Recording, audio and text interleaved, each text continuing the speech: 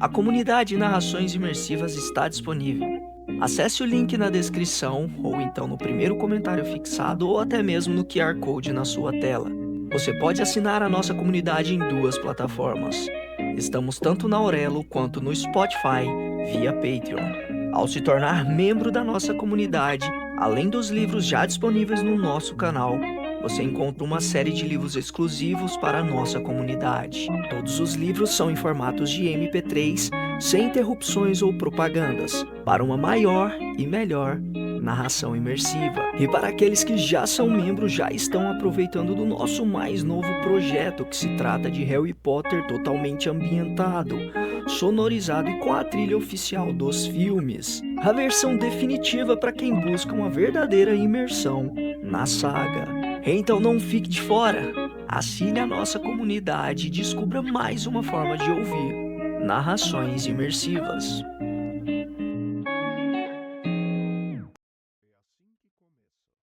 É assim que começa, de Colin Hoover, narrado por Eduardo Fraga e Isaura Jones. 12. Lily. Não acredito que você me deixou dormir por tanto tempo. Já se passaram 10 minutos e ainda estou com a barriga revirando de tanta vergonha. Você leu o diário inteiro? Parei depois da entrada sobre o nosso primeiro beijo. Diz ele. Que bom. Não é tão vergonhoso assim. Porém, se ele tivesse lido sobre a primeira vez que a gente transou enquanto eu estava aqui, dormindo no banco ao seu lado, não sei se conseguiria aguentar. Isso é tão injusto, murmuro. Você precisa fazer algo vergonhoso para equilibrar a situação, pois agora parece que arruinei completamente a nossa noite. Atlas ri. Acha que eu fazer algo vergonhoso fará você se sentir melhor em relação a esta noite? Assinto. Isso. É a lei do universo. Olho por olho, humilhação por humilhação. Atlas tamborila no volante com o polegar enquanto massageia o maxilar com a outra mão. Então aponta a cabeça para o celular, que está no porta-copos. Abro o aplicativo Notas no meu celular. Leia a primeira. Ah, nossa, eu estava brincando, mas não perco tempo em pegar o seu celular. Qual é a senha? 9595. Digito os números e dou uma olhada na tela inicial enquanto ela está aberta. Todos os aplicativos estão dentro de uma pasta, bem organizados. Ele não tem nenhuma mensagem não lida, e tem apenas um e-mail não lido. Meu Deus! Você é muito organizado! Quem é que tem só um e-mail não lido? Não gosto de bagunça. Revela. É um efeito colateral da Marinha. Quantos e-mails não lidos você tem? Milhares. Abro o aplicativo Notas e clico na mais recente. Assim que vejo as duas palavras no topo, abaixo o celular, pressionando-o na minha coxa com a tela para baixo. Atlas. Lily. Sinto minha vergonha ser coberta por uma onda morna de expectativa que cai sobre mim. Você me escreveu uma carta do tipo, querida Lily? Ele assente devagar. Você passou um bom tempo dormindo. Quando me olha, seu sorriso vacila, como se ele estivesse preocupado com o que quer que tenha escrito. Ele se vira para a frente de novo, e percebo quando engole em seco. Encosto a cabeça no vidro do passageiro e começo a ler em silêncio. Querida Lily, você vai ficar morta de vergonha quando acordar e perceber que caiu no sono durante nosso primeiro encontro. Estou bem curioso para ver sua reação, mas você parecia tão cansada quando te busquei que ver você descansando me deixa feliz. A última semana foi surreal, não é? Lá estava eu, começando a achar que talvez nunca fosse fazer realmente parte da sua vida. E aí, puf, você aparece. Eu poderia falar muitas e muitas coisas sobre o que aquele nosso encontro na rua significou para mim. Mas prometi ao meu terapeuta que iria parar de te dizer cafonices. Não se preocupe, planejo descumprir minha promessa com frequência. Mas você perguntou se poderíamos ir devagar. Então, isso só vai acontecer depois que a gente sair mais algumas vezes. Em vez disso, estou pensando em seguir o seu exemplo e falar do nosso passado. Acho mais do que justo. Você me deixou ler alguns de seus pensamentos mais íntimos de um momento bem vulnerável da sua vida. Então o mínimo que posso fazer é detalhar um pouco a minha própria vida naquela época. Minha versão é um pouco mais pesada, no entanto. Vou tentar omitir os piores detalhes para poupá-la. Mas não sei se você é capaz de compreender por completo o que sua amizade significou para mim, sem saber qual era a minha situação antes de você aparecer na minha vida. Eu te contei parte das coisas, como acabei daquele jeito, indo morar naquela casa abandonada. Mas fazia mais tempo que eu sentia que não tinha um lar. Na verdade, eu nunca senti que tive um, apesar de ter uma casa, uma mãe e, vez ou outra, um padrasto. Não me lembro de como eram as coisas quando eu era pequeno. Fico imaginando que talvez ela tenha sido uma boa mãe numa época distante. Lembro-me de uma viagem que fizemos a Cape Cod, quando provei camarão ao coco pela primeira vez. Mas, caso ela tenha sido uma mãe decente sem ser naquele único dia, naquela única refeição, isso nunca ficou na minha memória. Minha memória é composta mais de momentos que passei sozinho, ou em que tentava apenas não a incomodar. Ela se zangava com rapidez e reagia na mesma velocidade. Nos primeiros 10 anos da minha vida, mais ou menos, minha mãe era mais forte e mais ágil do que eu. Então passei a maior parte de uma década me escondendo de sua mão, de seus cigarros, de sua língua afiada. Sei que ela estava estressada. Era uma mãe solo que trabalhava à noite para tentar me sustentar. Mas por mais que eu tenha dado muitas desculpas para ela naquela época, já vi muitas mães solo vivendo bem, sem recorrerem às coisas que ela fazia. Você viu minhas cicatrizes. Não vou entrar em detalhes, mas por mais que aquilo tenha sido ruim, ficou ainda pior durante o 3º casamento dela. Eu tinha 12 anos quando eles se conheceram. Mal sabia eu que meus 12 anos seria o meu único ano de tranquilidade. Ela vivia fora porque estava com ele, e quando voltava para casa, ficava até de bom humor porque estava se apaixonando. É curioso como o amor por um namorado pode melhorar ou piorar a maneira como algumas pessoas tratam os próprios filhos. Mas aí os meus 12 anos viraram 13. Tim foi morar com a gente, e os próximos 4 anos da minha vida foram um verdadeiro inferno. Quando não era minha mãe que eu estava irritando, era Tim. Quando eu estava em casa, alguém estava gritando comigo. Quando estava na escola, a casa estava sendo destruída pela briga dos dois, que esperavam que eu arrumasse tudo quando voltasse. A vida com eles era um pesadelo, e quando finalmente fiquei forte o bastante para me defender, foi então que Tim decidiu que não queria mais morar comigo. Minha mãe o escolheu. Fui obrigado a sair de casa. Eles nem precisaram pedir 2 vezes. Eu estava mais do que pronto para me mandar de lá. Mas isso porque eu tinha para onde ir. Até eu não ter mais. Depois de 3 meses, o amigo com quem eu estava morando se mudou para o Colorado com a família. Naquele momento, eu não tinha ninguém. Não tinha outro lugar para ir. E mesmo que tivesse, eu não teria dinheiro para chegar até lá. Então, fui obrigado a procurar minha mãe e pedir para voltar. Ainda me lembro do dia em que reapareci naquela casa. Mal fazia 3 meses que eu tinha saído, e o lugar já estava caindo aos pedaços. A grama não era parada desde a última vez que eu a cortara antes de ser expulso. Não havia mais nenhuma tela nas janelas, e tinha um buraco onde ficava a maçaneta. Pela aparência da casa, era como se eu tivesse passado anos fora. O carro da minha mãe estava lá na frente, mas o de Tim não. O carro dela parecia estar ali havia um bom tempo. O capô estava aberto, e havia ferramentas espalhadas próximo, e pelo menos 30 latas de cerveja formando uma pirâmide que alguém tinha feito na frente da porta da garagem. Tinha até jornais empilhados no caminho de concreto rachado. Lembro que antes de bater a porta, eu os peguei e os deixei numa das velhas cadeiras de ferro para que secassem. Foi estranho bater a porta de uma casa onde eu tinha morado por anos. Mas eu não podia abrir a porta sem permissão, pois Tim poderia estar em casa. Apesar de eu ainda ter a chave, Tim havia deixado bem evidente que me denunciaria por invasão se eu tentasse usá-la em algum momento. E eu não poderia usá-la nem se quisesse. Não tinha maçaneta. Dava para ouvir alguém andando pela sala de estar. A cortina da janelinha na parte superior da porta da frente se moveu, e vi minha mãe dar uma olhada para fora da casa. Por alguns segundos, ela apenas olhou, imóvel. Ela acabou abrindo a porta alguns centímetros.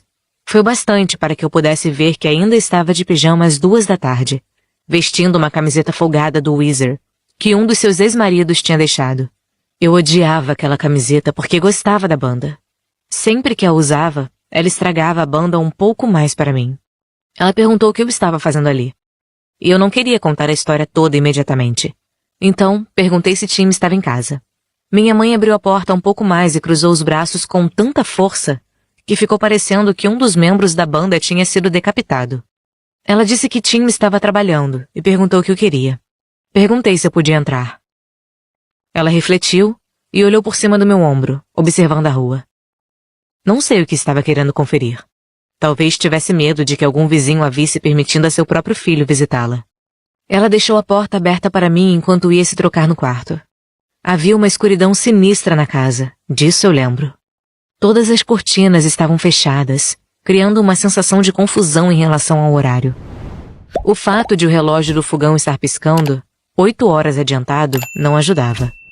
Se eu ainda morasse lá, essa seria mais uma coisa que eu teria consertado. Se ainda morasse lá, as cortinas estariam abertas. As bancadas da cozinha não estariam cobertas de pratos sujos. Não haveria uma maçaneta faltando, uma grama mal cuidada. Dias de jornais empapados um em cima do outro. Foi naquele momento que percebi que durante todos aqueles anos em que eu crescia, fui eu que cuidei da casa. Aquilo me deu esperança. Esperança de que talvez eles tivessem percebido que minha presença era boa, não inconveniente. E assim eles me deixariam voltar a morar lá até terminar o ensino médio. Vi uma maçaneta nova na mesa da cozinha.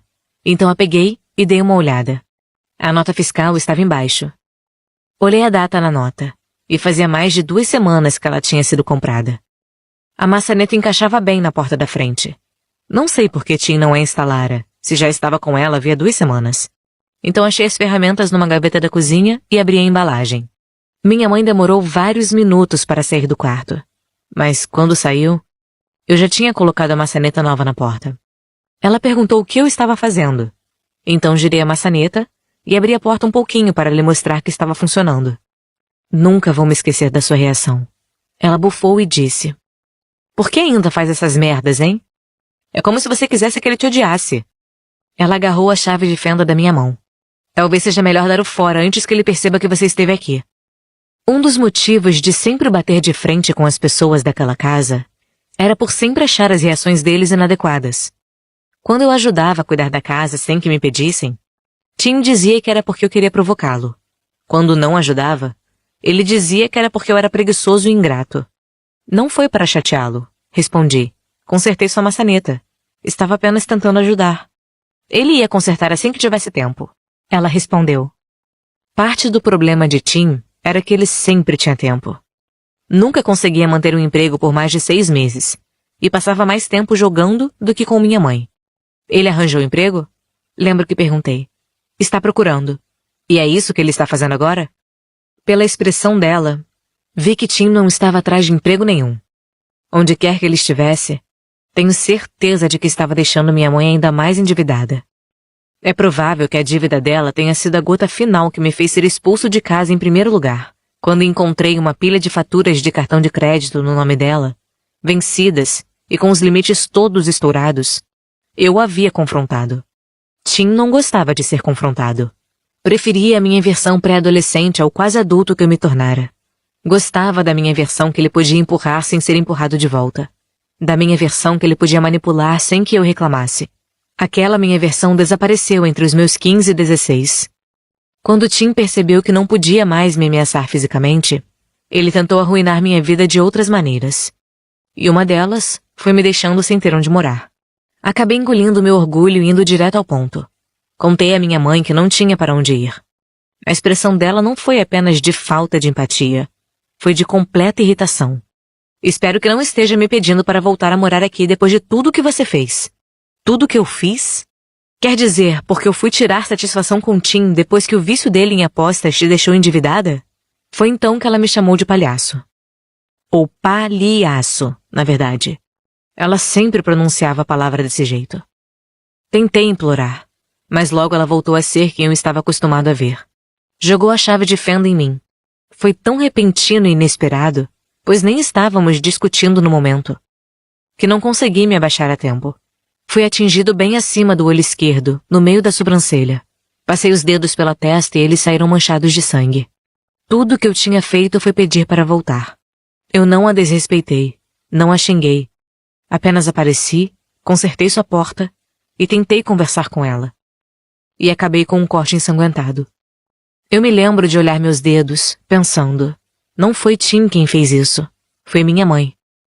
Por muito tempo, eu culpei Tim por tudo que dava errado naquela casa. Mas tudo o que dava errado naquela casa começava por ela. Tim apenas pegou um ambiente que já era terrível e o deixou ainda pior. Lembro de pensar que preferia morrer a voltar a morar com minha mãe. Até aquele momento, parte de mim ainda tinha alguns bons sentimentos em relação a ela. Não sei se era um resquício de respeito, mas por algum motivo, eu conseguia me sentir grato pelo fato de ela ter me mantido vivo quando eu era pequeno. Mas isso não é o mínimo que um pai ou mãe deve fazer quando decide colocar um filho no mundo? Percebi naquele momento que eu estava lhe dando crédito demais. Sempre associei nosso distanciamento ao fato de ela ser mãe solo. Mas havia muitas mães solo e atarefadas que conseguiam ser próximas dos filhos. Mães que defendiam os filhos quando eles eram maltratados. Mães que não viravam a cara quando o filho de 13 anos reaparecia de um castigo com o olho roxo e o lábio cortado. Mães que não permitiam que seus maridos deixassem seu filho adolescente sem ter onde morar. Apesar de perceber o quanto ela era insensível, tentei, uma última vez, despertar seu lado humano. Posso pelo menos pegar algumas das minhas coisas antes de ir embora? Não tem nada seu aqui, disse ela. A gente estava precisando de espaço. Não consegui encará-la depois disso. Era como se o que ela mais quisesse fosse me apagar da sua vida. Então, naquele momento, prometi que a ajudaria a fazer isso. O sangue estava escorrendo no meu rosto enquanto eu me afastava da casa. Não tenho palavras para descrever o restante daquele dia. Eu me senti tão incrivelmente indesejado, sozinho, sem ser amado por ninguém. Eu não tinha ninguém. Não tinha nada. Nem dinheiro, nem pertences, nem família. Apenas uma ferida. Somos mais sensíveis na juventude. E depois de ouvir por anos a fio que você não vale nada, vindo da boca de todas as pessoas que deveriam se importar com você, a gente começa a acreditar nisso. E, aos poucos, você começa a se transformar em nada. Mas aí eu te conheci, Lily. E apesar de eu não ser nada, quando me olhou, você conseguiu ver alguma coisa. Alguma coisa que eu não conseguia. Você foi a primeira pessoa na minha vida que se interessou por quem eu era como ser humano. Ninguém nunca tinha me perguntado coisas a meu respeito como você fez. Depois daqueles meses que passamos nos conhecendo, parei de sentir que eu não era nada. Você fez com que eu me sentisse interessante e único. Sua amizade me deu valor. Sou muito grato por isso. Mesmo que este encontro não dê em nada e que a gente nunca mais se fale, sempre vou ser grato a você. Pois, de alguma maneira, você viu algo em mim que minha própria mãe não viu. Você é minha pessoa favorita, Lily. E agora você sabe o motivo. Atlas. Estou com um nó tão apertado na garganta que nem consigo me expressar com palavras sobre o que acabo de ler. Deixo o celular na perna e enxugo os olhos. Detesto o fato de Atlas estar dirigindo, pois se o carro estivesse estacionado, eu jogaria meus braços ao redor dele e lhe daria o abraço mais forte que ele já recebeu. Provavelmente o beijaria também, e o puxaria para o banco de trás, porque ninguém nunca me disse coisas tão terrivelmente tristes de uma maneira tão doce. Atlas estende o braço e pega o celular.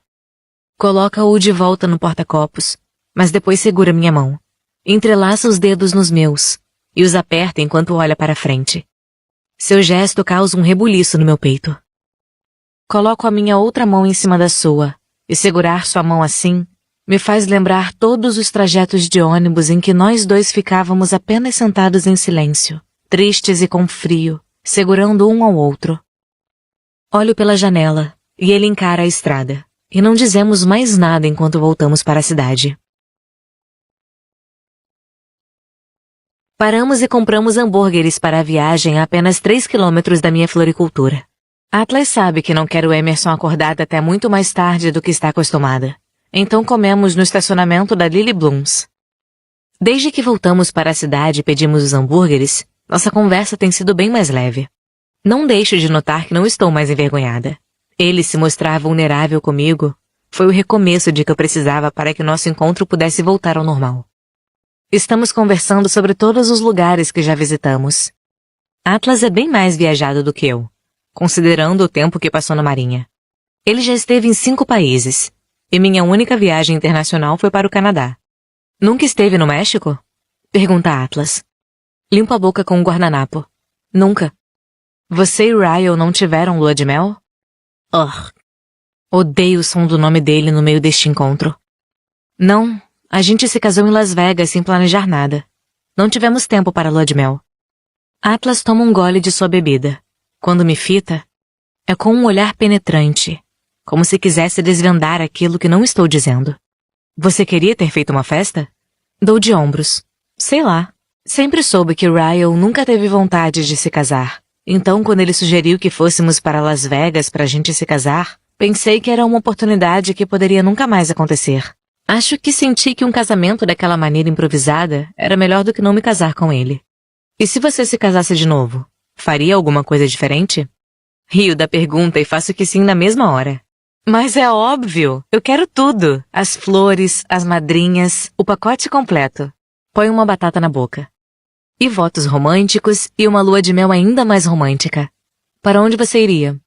Paris, Roma, Londres. Não tenho vontade de ficar sentada sob o sol em praia nenhuma.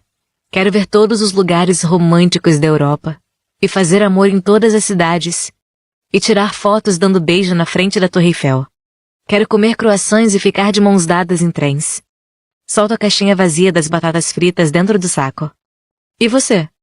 Atlas estende o braço para alcançar minha outra mão e a segura. Ele não responde. Apenas sorri para mim e aperta minha mão, como se ainda fosse cedo demais para revelar seu desejo. Segurar a mão dele me parece tão natural. Talvez seja porque a gente fazia muito isso na adolescência. Mas ficar sentada aqui no carro com ele e não segurar sua mão parece mais esquisito do que segurá-la. Mesmo com a interrupção que criei no nosso encontro quando peguei no sono, a noite toda foi tranquila e fácil. Estar perto dele é algo instintivo. Passo o dedo em cima do seu pulso. Preciso ir para casa. Eu sei, diz ele, roçando o polegar no meu. O celular de Atlas apita, então ele o pega com a outra mão e lê a mensagem que chegou. Ele suspira baixinho, e a maneira como solta o celular no porta-copos me passa a impressão de que ele está irritado com quem quer que tenha lhe mandado a mensagem. Está tudo bem? Atlas abre um sorriso forçado, pouco convincente. Posso ver que há algo errado, e ele sabe disso. Ele desvia a vista e olha para nossas mãos. Depois vira a mim até a palma ficar para cima, e começa a traçar linhas nela. Seu dedo mais parece um para-raios, fazendo a eletricidade se espalhar da minha mão para todo o meu corpo. Minha mãe me ligou na semana passada. Sou pega de surpresa por isso. O que ela queria? Não sei. Desliguei antes que pudesse dizer, mas tenho quase certeza de que ela está precisando de dinheiro. Junto nossas mãos de novo. Não sei o que falar. Deve ser difícil passar 15 anos sem ter notícias da mãe e depois ela finalmente entrar em contato quando precisa de alguma coisa. Isso faz eu me sentir muito grata pela enorme presença da minha mãe na minha vida. Não queria soltar essa bomba quando você está com pressa. Vamos deixar alguns papos para o nosso segundo encontro. Ele sorri para mim, mudando a vibe completamente. É incrível como seu sorriso define o que acontece dentro de mim. Vamos, eu te acompanho até seu carro. Dou uma risada, pois meu carro está literalmente a 1,5 metros de distância. Mas Atlas passa pela frente do seu carro, abre a porta do carona e me ajuda a sair. Em seguida, cada um dá um passo e chegamos ao meu carro. Adorei a caminhada, brinco. Ele abre um sorriso rápido, e não sei se era para me seduzir, mas de repente sinto um calor no corpo inteiro, apesar do tempo frio. Atlas dá uma olhada por cima do meu ombro, indicando o meu carro. Tem mais algum diário aí dentro? Aquele era o único. Droga, lamenta ele. Atlas encosta o ombro no meu carro, então faço o mesmo, ficando de frente para ele. Não sei se estamos prestes a nos beijar. Eu não acharia ruim. Mas também acabei de comer cebola após passar mais de 1 hora dormindo. Então duvido que minha boca esteja muito atrativa no momento. Você me dá outra chance? Pergunto. Em relação a quê? Ao nosso encontro. Gostaria de estar acordada no próximo. Atlas ri, mas depois sua risada se dissipa. Ele me encara por um instante. Tinha esquecido o quanto é divertido estar com você. Suas palavras me confundem, pois eu não diria que nosso período juntos naquela época tenha sido divertido. Foi triste, na melhor das hipóteses. Você acha que aquela época foi divertida? Ele ergue um pouco os ombros. Bem, foi o pior momento da minha vida, com certeza. Mas as lembranças que tenho com você daquela época são algumas das minhas favoritas. Seu elogio me faz corar. Ainda bem que está escuro. Mas ele tem razão. Foi uma fase ruim para nós dois. No entanto, ainda assim, estar com ele foi o ponto alto da minha adolescência. Acho que divertido é a maneira perfeita de descrever o que conseguimos criar no meio daquilo. E se conseguimos nos divertir num momento tão ruim das nossas vidas, como seríamos nos melhores momentos delas? É exatamente o oposto do que pensei sobre o Ryan na semana passada. Passei por momentos péssimos com Atlas, e ele nunca foi nada além de incrível e respeitoso comigo. Já o homem que escolhi para ser meu marido me desrespeitou de maneiras que ninguém jamais deveria conhecer. E isso durante um momento ótimo das nossas vidas. Sou grata a Atlas porque sei que agora ele é o padrão ao qual eu comparo as pessoas.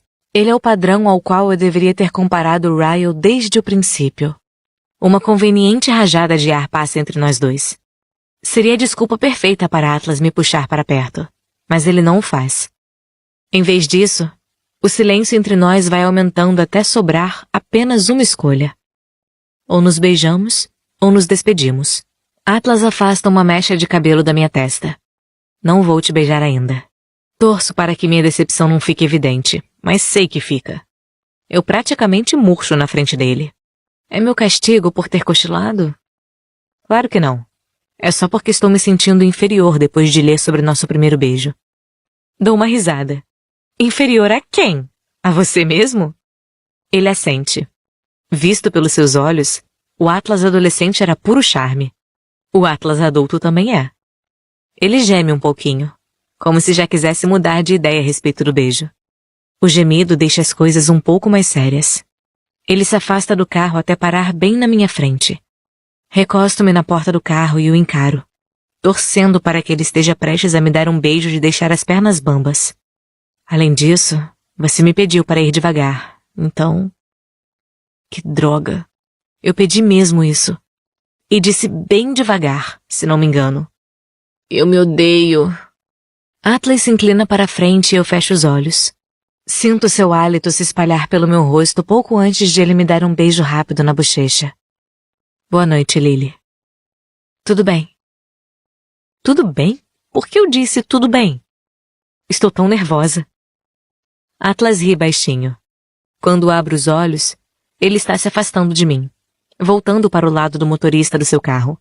Antes de ir embora, ele apoia o braço no teto do carro e diz: Espero que consiga dormir esta noite. Assinto, mas não sei se será possível.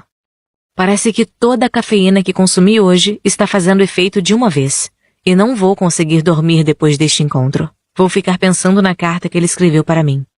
E quando não estiver pensando nela, estarei reencenando mentalmente nosso primeiro beijo a noite inteira, pensando em como será a parte 2. Continue a nadar, nadar, nadar.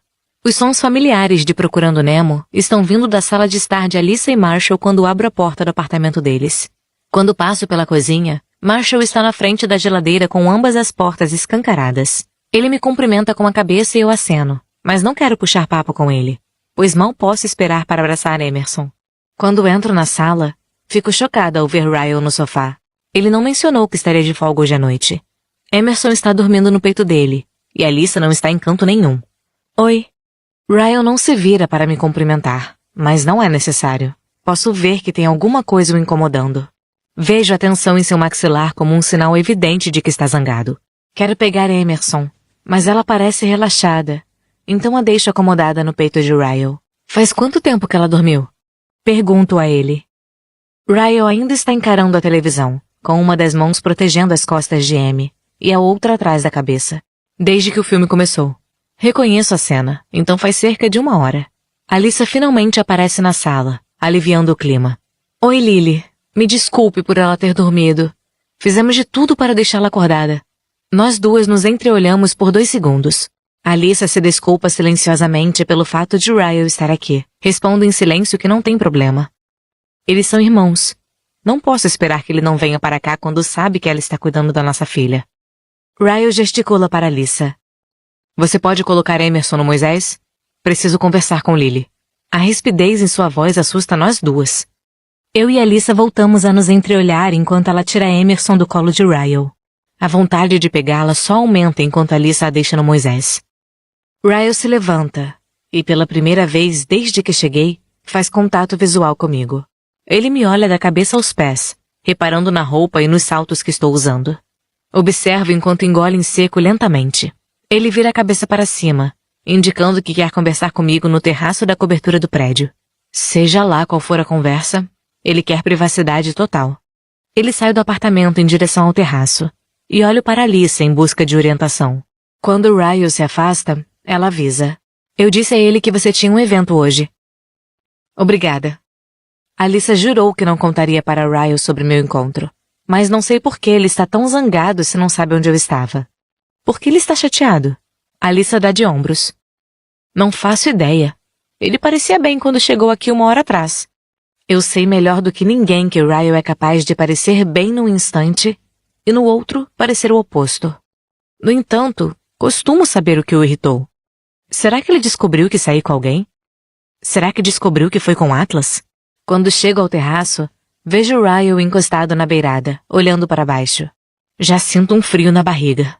Meus saltos estalam no piso enquanto vou até ele. Ryle me olha rapidamente. Você está... bonita. Ele diz como se fosse um insulto, não um elogio. Ou talvez seja apenas minha culpa falando. Obrigada. Eu me encosto na beirada, esperando que ele diga o que o está incomodando. Está voltando de um encontro? Eu estava num evento. Confirmo a mentira de Alyssa. Não adianta ser honesta com ele, pois ainda é cedo demais para saber se essa história com Atlas vai dar em alguma coisa. E a verdade só deixaria Ryle ainda mais chateado. Pressiono as costas na beirada e cruzo os braços na frente do peito. O que foi, Ryle? Ele faz uma pausa antes de finalmente falar. Eu nunca tinha visto aquele desenho antes de hoje. Ele está apenas tentando puxar papo ou está irritado com alguma coisa? Não estou entendendo nada dessa conversa, mas aí a ficha cai. Eu juro, às vezes sou a maior idiota. É óbvio que ele está chateado. Certa vez, ele leu tudo o que tinha nos meus diários. Ele sabe o quanto aquele filme é importante para mim depois de ler o que escrevi sobre a história. Mas agora que ele finalmente ouviu, imagino que tenha encaixado as peças. E pelo jeito, ele encaixou ainda mais peças também. Agora ele se vira e me olha como se estivesse se sentindo traído. Você colocou o nome Dory na nossa filha? Ele dá um passo à frente. O nome do meio da nossa filha é por causa do seu vínculo com aquele homem? Sinto meu coração disparar na mesma hora. Aquele homem. Interrompo o contato visual enquanto penso em como explicar isso direito. Quando escolhi que Dory seria o nome do meio de Emerson, não foi pensando em Atlas. Aquele filme era importante para mim muito antes de Atlas aparecer na minha vida. Mas eu devia ter pensado melhor antes de colocar esse nome nela. Limpo a garganta, abrindo caminho para a verdade. Escolhi esse nome porque a personagem me inspirou quando eu era mais jovem. Não teve nada a ver com mais ninguém. Ryle solta uma risada exasperada, decepcionada. Você é mesmo foda, Lily. Quero argumentar para provar a verdade do que eu disse, mas estou ficando nervosa. Seu comportamento está trazendo à tona todos os medos que já tive em relação a ele. Tento acalmar a situação escapando dela. Vou para casa. Começo a descer a escada, mas ele se adianta e passa na minha frente, se colocando entre mim e a porta da escada. Dou um passo nervoso para trás. Coloco a mão no bolso à procura do celular caso precise usá-lo. Vamos mudar o nome do meio dela. Avisa. Mantenho a voz firme e calma enquanto respondo. O nome dela é Emerson em homenagem ao seu irmão. Essa é a sua ligação com o nome dela. O nome do meio é a minha ligação. Acho mais do que justo. Você está procurando pelo em casca de ovo. Vou para o lado querendo passar, mas ele me acompanha. Dou uma olhada por cima do ombro para medir a distância entre mim e a beirada. Não que eu ache que ele vai me jogar. Mas eu também não achava que ele era capaz de me empurrar escada abaixo. Ele sabe? Pergunta Ryle. Ele não precisa dizer o nome de Atlas para que eu saiba a quem está se referindo. Sou invadida pela culpa e fico preocupada por achar que Ryle pode perceber isso. Atlas sabe que o nome do meio de Emerson é Dory porque fiz questão de lhe dizer. Mas estou sendo sincera. O nome não é por causa dele. O nome é por minha causa. Dory era minha personagem favorita antes mesmo de eu saber da existência de Atlas Corrigan. Eu admirava a força dela. E só escolhi esse nome para minha filha porque espero que ela tenha, acima de tudo, força. Porém, a reação de Ryle está me dando vontade de me desculpar, porque procurando Nemo é mesmo importante para Atlas e para mim. Algo que se tornou óbvio quando saí correndo atrás de Atlas na rua para lhe contar o nome dela. Talvez Ryle tenha razão de estar com raiva. Essa é a questão, contudo. Ryle pode sentir raiva, mas isso não significa que eu mereço tudo que vem junto. Estou caindo de novo na mesma armadilha de esquecer que nenhuma ação minha justifica suas ações extremas do passado. Posso não ser perfeita, mas não mereço temer pela minha própria vida sempre que cometo um erro. E talvez esse erro de agora mereça ser mais discutido. Mas não me sinto à vontade para conversar sobre isso com Ryle num terraço de cobertura sem nenhuma testemunha. Você está me deixando nervosa. Podemos voltar lá para baixo, por favor? O comportamento inteiro de Ryle muda assim que digo isso. É como se o tamanho do insulto o abalasse. Lily, sério? Ele se afasta da porta e anda até o outro lado do terraço. A gente está discutindo. As pessoas discutem. Pelo amor de Deus! Ele se vira, me dando as costas. Lá vem o gaslighting. Ryle está tentando fazer com que eu ache que é loucura ter medo, apesar de meu medo ser mais do que justificado. Encaro-o por um instante e me pergunto se a discussão acabou, ou se ele tem algo mais a dizer. Quero que esteja terminada, então abro a porta da escada. Lily, espere. Paro porque sua voz está bem mais calma. O que me faz pensar que talvez ele seja capaz de conversar sem descambar para nenhuma briga explosiva. Ryle se aproxima de mim com a expressão sofrida. Desculpe, você sabe como eu me sinto em relação a tudo que tem a ver com ele. Sei mesmo. E é exatamente por isso que estou tão dividida em relação à possibilidade de Atlas voltar a fazer parte da minha vida. Só de pensar em ter que confrontar Ryle sobre isso, me dá vontade de vomitar. Ainda mais agora. Fiquei chateado por descobrir que o nome do meio da nossa filha possa ter sido escolhido para me magoar. Você não pode esperar que uma coisa dessas não me afete. Eu me recosto na parede e cruzo os braços na frente do peito. Não teve nada a ver com você nem com Atlas. Foi uma coisa só minha. Juro. Só de mencionar o nome de Atlas em voz alta, parece deixar o ar entre nós dois mais tenso, como se fosse algo tangível que o Ryle pudesse esmurrar. Ryle assente, a expressão tensa, mas parece aceitar a resposta. Para ser sincera, nem sei se ele deveria. Talvez, subconscientemente, eu tenha mesmo feito isso para magoá-lo. A esta altura, nem sei mais.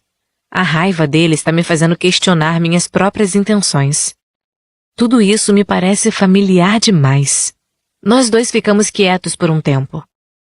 Tudo que eu quero é ir atrás de Emerson. Mas Ryle parece ter mais a dizer, pois se aproxima e coloca a mão na parede atrás da minha cabeça. Fico aliviada por ele não parecer mais estar zangado. Mas não sei se gosto da expressão no seu olhar que substituiu a raiva. Não é a primeira vez que ele me olha assim desde que nos separamos. Sinto meu corpo inteiro enrijecer com a mudança gradual em seu comportamento. Ele se aproxima alguns centímetros, ficando perto demais, e abaixa a cabeça. Lily, diz ele, a voz um sussurro áspero.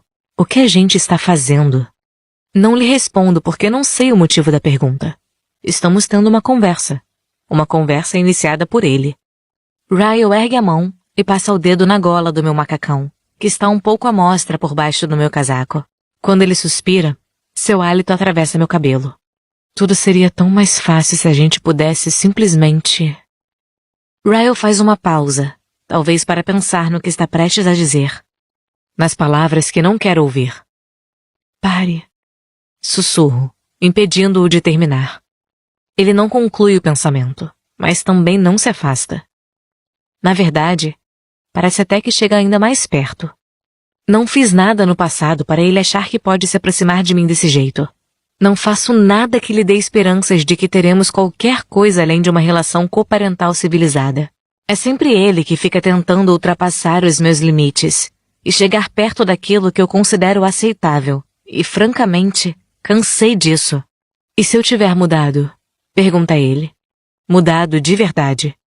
Agora seus olhos estão cheios de sinceridade e sofrimento. Isso não me afeta nem um pouco. Nem um pouco mesmo. Para mim não faz diferença se você mudou, Ryle. Eu espero que você tenha mudado, mas não cabe a mim testar essa teoria. Essas palavras o abalam bastante. Vejo quando precisa de um momento para reprimir alguma resposta grosseira que sabe que não deve dar neste momento. Ele para de falar, para de me olhar, para de ficar grudado em mim. Ryle bufa, frustrado, depois se afasta e se dirige para a escada. Tomara que esteja indo para o próprio apartamento. Ele bate a porta após entrar. Não vou atrás dele imediatamente, por motivos óbvios. Preciso de espaço. Preciso assimilar as coisas. Não é a primeira vez que Ryle me pergunta o que estamos fazendo, como se nosso divórcio fosse algum joguinho meu. Às vezes ele diz isso casualmente, outras por mensagem. Algumas vezes chega até a fazer piada. No entanto, toda vez que insinua o quanto nosso divórcio é um absurdo, reconheço o que está fazendo. É uma tática de manipulação. Ele acha que se tratar nosso divórcio como uma bobagem nossa, eu vou acabar concordando e voltando com ele. A vida dele ficaria mais fácil se eu o aceitasse de volta. Até as vidas de Alyssa e Marshall ficariam mais fáceis, pois os dois não precisariam lidar com o nosso divórcio nem pisar em ovos com Ryle. Mas a minha vida não ficaria mais fácil. Não é nada fácil temer pela própria segurança sempre que se pisa em falso. A vida de Emerson não ficaria mais fácil. Eu tive a vida dela. Não é nada fácil viver num lar daqueles. Espero minha raiva se dissipar antes de voltar lá para baixo. Mas isso não acontece. Ela apenas vai aumentando a cada degrau que desço. É como se minha reação fosse intensa demais para o que acabou de acontecer. Ou pode ser que eu tenha apenas me condicionado a sentir isso quando estou com Ryle. Quem sabe não seja uma mistura disso com minha falta de sono. Ou ainda o encontro com Atlas que eu quase arruinei. O que quer que esteja causando uma reação tão forte, me domina ainda mais quando estou diante da porta de Alyssa. Preciso de um instante para me recompor antes de ficar perto da minha filha. Então me sento no corredor para chorar. Gosto de chorar sozinha. Acontece com certa regularidade, infelizmente. Mas tenho me sentido sobrecarregada com frequência. O divórcio é cansativo. Ser mãe solo é cansativo. Cuidar de um negócio é cansativo. Lidar com um ex-marido que ainda me assusta é cansativo.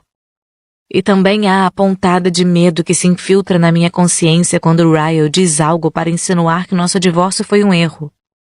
Porque às vezes, eu realmente me pergunto se minha vida não seria menos cansativa se eu tivesse um marido que ajudasse na criação da nossa filha.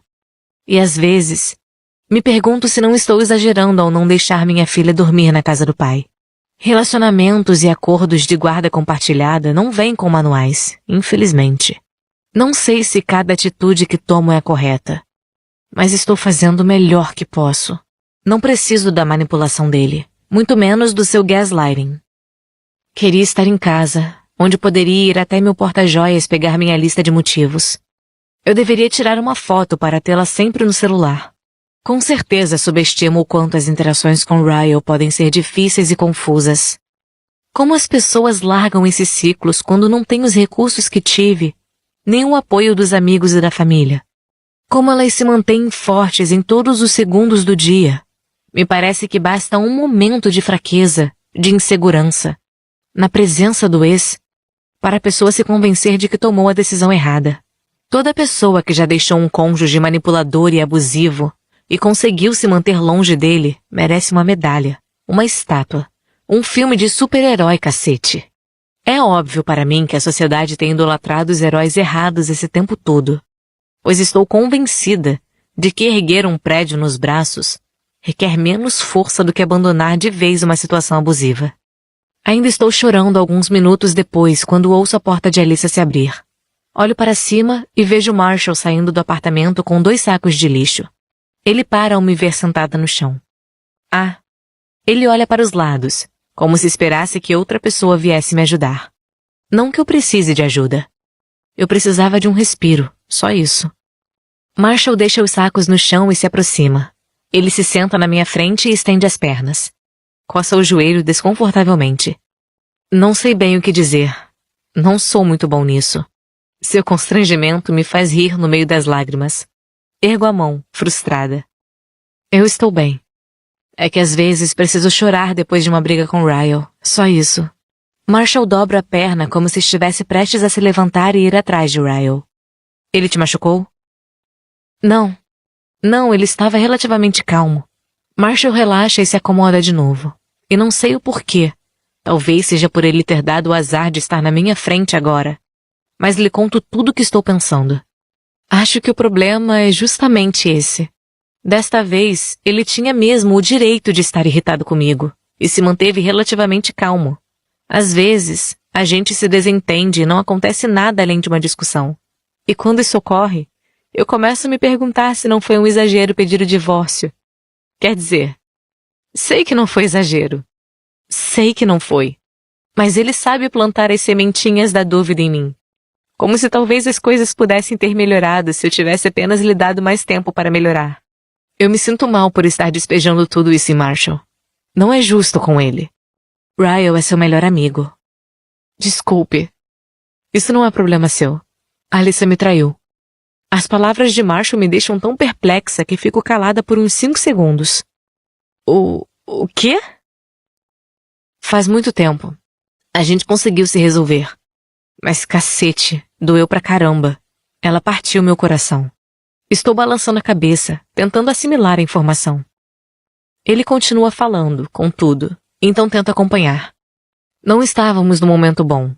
Estudávamos em universidades diferentes, tentamos fazer o relacionamento à distância dar certo. E éramos jovens. E nem foi nada demais. Ela bebeu e pegou um cara qualquer numa festa antes de lembrar o quanto sou maravilhoso. Mas quando ela me contou, nunca senti tanta raiva na vida. Nada jamais me ferira daquele jeito. Quis retaliar, quis traí-la para ela saber como era. Quis furar seus pneus e gastar todo o limite dos seus cartões de crédito e queimar todas as suas roupas.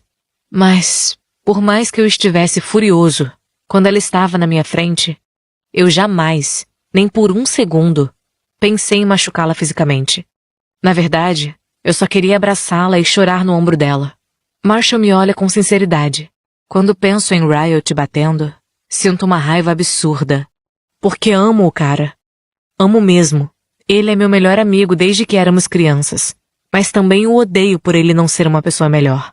Nada do que você fez, e nada do que você poderia fazer, justificaria um homem pôr as mãos em você por raiva. Lembre-se disso, Lily. Você tomou a decisão certa ao sair daquela situação. E jamais deveria se sentir culpada por isso. Tudo o que você deveria sentir é orgulho. Eu não fazia ideia do quanto isso estava pesando em mim. Mas as palavras de Marshall tiram um fardo tão grande de cima de mim que senti como se pudesse voar. Acho que essas palavras não seriam tão importantes se tivessem vindo de outra pessoa. Receber essa validação de alguém que ama Ryle como a um irmão tem algo de reafirmador, de empoderador. Você está errado, Marshall. Você é bom pra cacete nisso. Marshall sorri e me ajuda a levantar. Ele pega os sacos de lixo, e eu volto para o apartamento deles para ir até a minha filha e lhe dar um baita abraço.